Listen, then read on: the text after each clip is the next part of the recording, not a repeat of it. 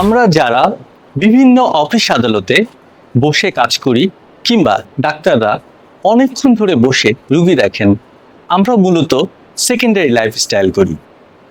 আমি doctor Mahfuzul Momen, laparoscopic and robotic surgeon, consultant, Uttara Kisan hospital.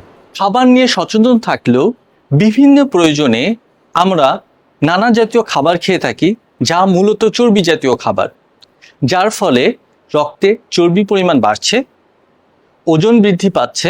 অনেক সময় পরিবেশ এবং পরিস্থিতির কারণে তা হয়ে ওঠে না। নিয়মিত ব্যায়াম করলে শরীরের ওজন নিয়ন্ত্রণে থাকে, ডায়াবেটিসের ওষুধ অনেক কম খাওয়া লাগে। স্ট্রেস দূর করার জন্য ব্যায়াম অত্যন্ত কার্যকারী একটি উপায়। আপনি চাইলে নিয়মিত হাঁটতে পারেন, ফ্রি হ্যান্ড এক্সারসাইজ করতে পারেন।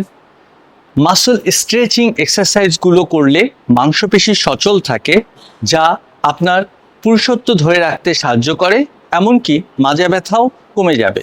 ব্যায়াম আসলে সবার জন্য প্রয়োজন, সেটি ছেলে হোক কিংবা মেয়ে হোক। আমাদের দেশের প্রেক্ষাপটে আমরা দেখতে পাই, মেয়েদের বাচ্চা হওয়ার পরে বিভিন্ন শারীরিক পরিবর্তন হয়, তার মধ্যে একটি হচ্ছে মুটিয়ে যাওয়া। এজন্য বলবো, প্রেগনেন্সির পরে আপনার বডি ফিটনেসকে যদি আপনি পুনরায় আগের জায়গায় নিয়ে আসতে চান, সেক্ষেত্রে ব্যায়ামের কোনো বিকল্প নেই। আপনি জিমে আসলে স্বাস্থ্য সচেতন মানুষের সংস্পর্শে আসবেন, একটি সুন্দর পরিবেশ পাবেন, যা আপনাকে পরবর্তীতে ব্যায়াম করার অনুপ্রেরণা দিবে।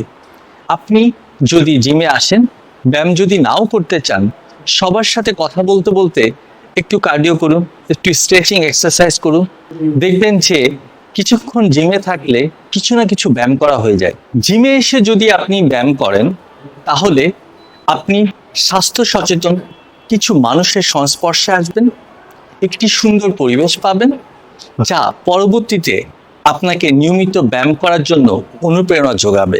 সুস্থ থাকার জন্য পরিমিত আহার এবং নিয়মিত ব্যায়াম করার কোনো বিকল্প নেই। আমরা আপনার সুস্বাস্থ্য কামনা করি। এখানেই শেষ করছি। আমি ডক্টর মাহফুজুল মোমেন, কনসালটেন্ট, উত্তরা কিষেন হসপিটাল।